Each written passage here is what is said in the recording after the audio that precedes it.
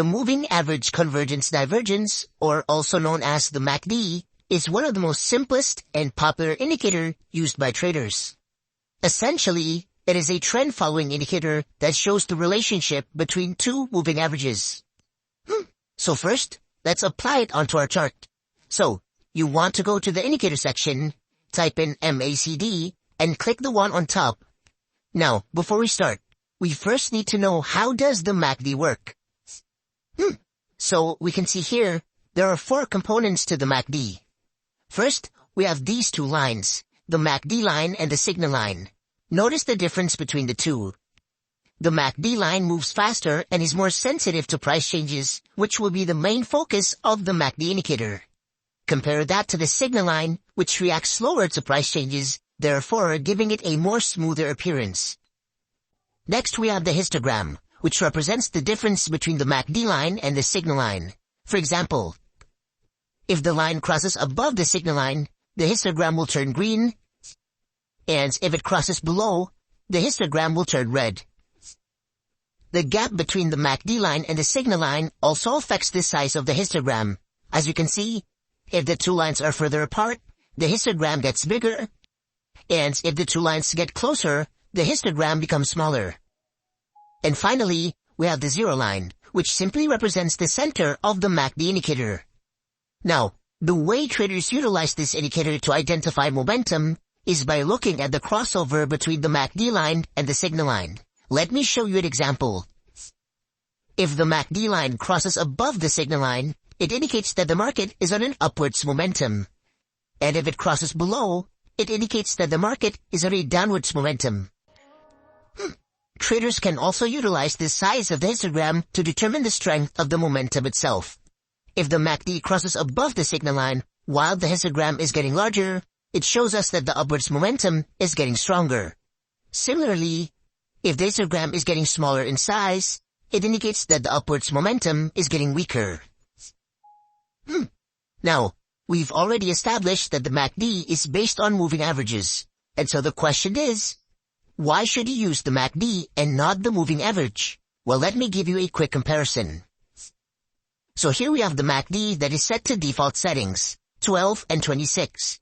And over here, we also have 2 exponential moving averages which are set to the same values as the MACD, which are 12 and 26. Notice the correlation between the 2 indicators. Every time we have a crossover on the moving averages, we also have a crossover on the MACD. But it's between the MACD line and the zero line. But remember, what we look for in the MACD is not the zero line, but rather the crossover between the MACD line and the signal line.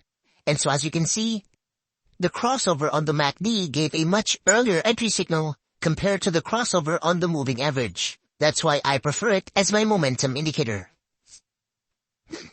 Now, let's talk about the different strategies that you can use with the MACD indicator. So first, a common mistake that traders make is that they're using the indicator by itself. Let me show you why it's a bad idea to use the MACD alone. So here, we can see that the overall market is on a downtrend. However, the MACD is crossing over upwards. So notice how the signals are contradicting. The MACD is indicating a bullish momentum, but the market is on a downtrend. This is exactly why you shouldn't use the MACD by itself, because what the MACD is showing us is only the short-term momentum. And as traders, we also need to take the long-term trend into consideration, because we never want to trade against the trend. And so, a simple but high win rate strategy that I recommend for beginners is by combining the MACD with a long-term trend indicator, like the 100 EMA.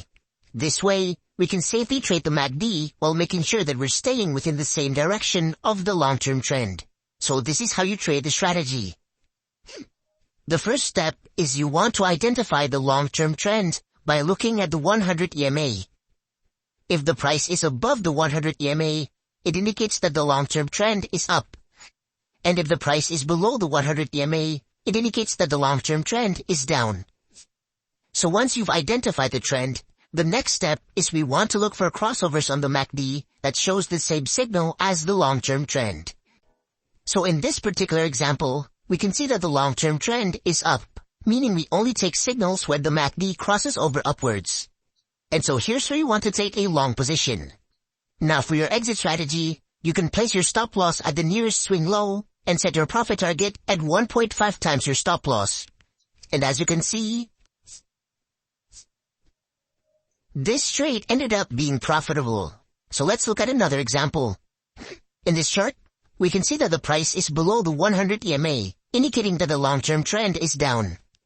Next, we have a cross down on the MACD, and so this will be our entry signal to go short. Now for your stop loss, place it above the nearest swing high and set your profit target at 1.5 times your stop loss. And as you can see, the price hit our profit target, and so this counts as a successful trade. So that was a simple MACD strategy for beginners that you can use. Now, for advanced traders, if you want to get more profits using the MACD, you cannot simply rely on beginner crossover techniques. Because remember, crossovers tend to work only on trending markets. If the market is on a range like this, the indicator will give you many false signals. So that is why if you want to increase the win rate, I recommend using a more advanced version of the strategy, which is by combining the MACD with price action. So here's how the strategy works. The first step is we need to choose a time frame. In this case, I'm using the 4-hour time frame. Now the next thing you need to do is identify a key level within this time frame.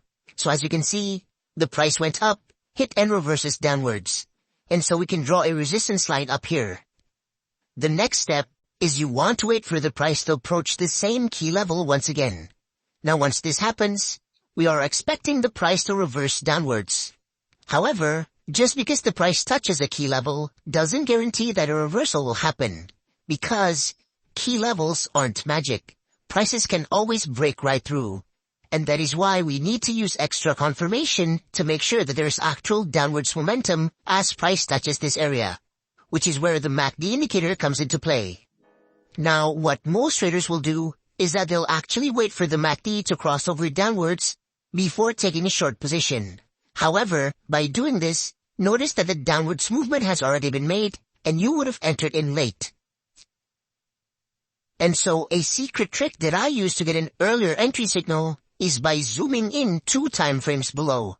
So I'm currently in the 4-hour chart, so let's zoom in into the 2-hour chart. So here's the 2-hour chart, and all we need to do is wait for the MACD to cross over downwards in this new smaller time frame. And so this is where you want to take a short position.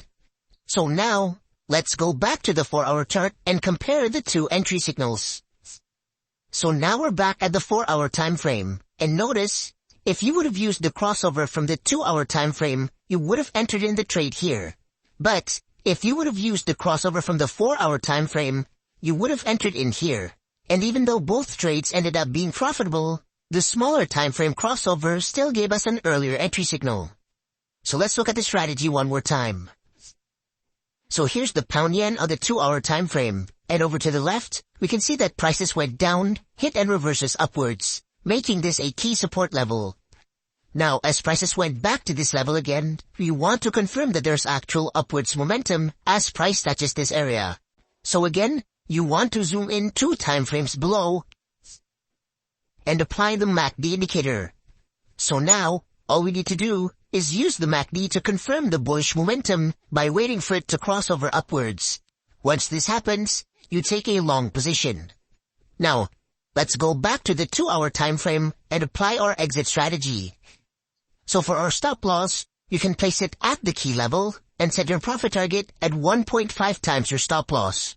And as you can see, this trade ended up being profitable.